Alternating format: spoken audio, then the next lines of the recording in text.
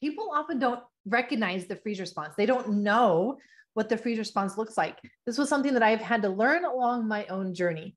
I didn't know what the freeze response was. I didn't know that this was how I was living until my body crashed and I had to learn it.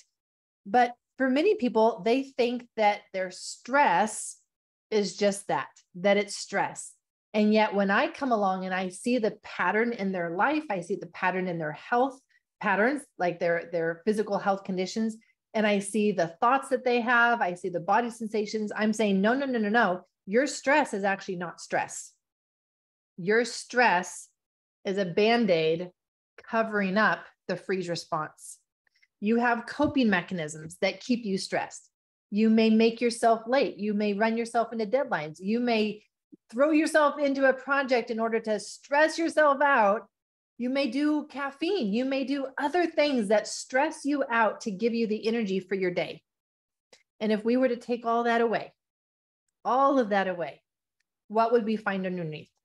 What we often find is the freeze response, this collapse of energy. And it's this baseline collapse of energy all the time that a person can have, but they pack stress on top of that so that the very adrenaline of the stress keeps them up out of that long enough, good enough to get things done in their day. Many people, maybe you, think that your stress is just that it's actually stress, and it's not. It's a mask. It's a Band-Aid covering up the freeze response underneath. And the only way to have energy without stress is to go into and through the freeze response.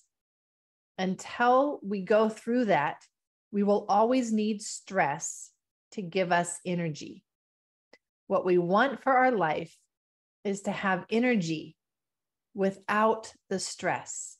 And the only way to that place is a journey into and through the freeze response, so we can unburden our bodies from that collapse, from that low energy state, and be able to live free, alive, calm aliveness without needing the stress to just get through our day and get things done.